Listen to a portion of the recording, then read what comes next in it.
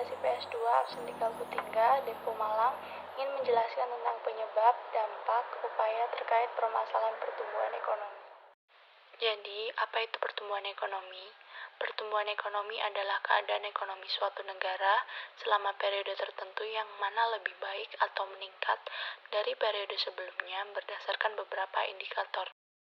Dan apa itu resesi? Resesi ekonomi memiliki pengertian yang luas.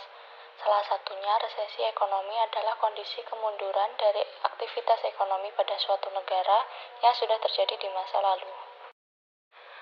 Yang pertama, penyebab dari permasalahan penurunan pertumbuhan ekonomi, yaitu pertumbuhan GDP yang negatif, yang dilihat dari konsumsi masyarakat, belanja negara, investasi di sektor real, kegiatan ekspor-impor tahun ini lebih rendah dibanding GDP tahun sebelumnya. Yang kedua adalah sumber daya alam yang terbatas. Tidak semua hasil dari SDA yang dapat menjadi jaminan dari membaiknya peranan di sektor perekonomian. Hal ini akan kian parah jika SDA tidak dikelola dengan baik, karena pengelolaan yang tidak optimal juga akan memicu rendahnya perekonomian.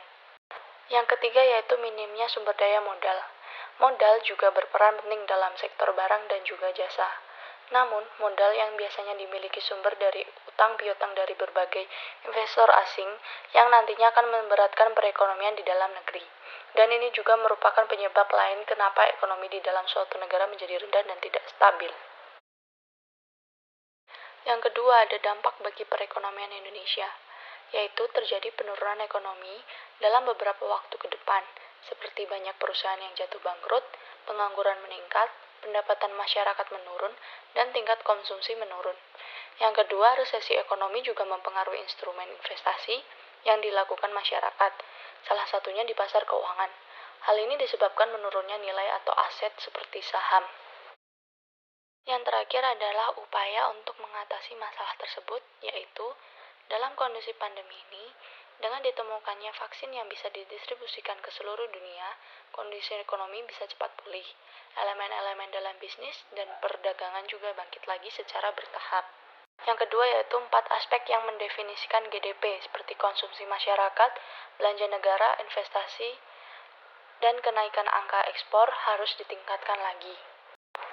Yang ketiga, harus bisa cepat beradaptasi, berinovasi, bereksperimen dengan situasi yang baru, yang mengubah cara hidup kita dalam menjalani hidup, seperti cara berkomunikasi, belajar, belanja, dan lain-lain dalam kondisi pandemi ini. Yang terakhir, meningkatkan literasi keuangan tentang mengolah keuangan kita dengan bijak dan tepat sasaran. Sekian penjelasan video dari saya, terima kasih.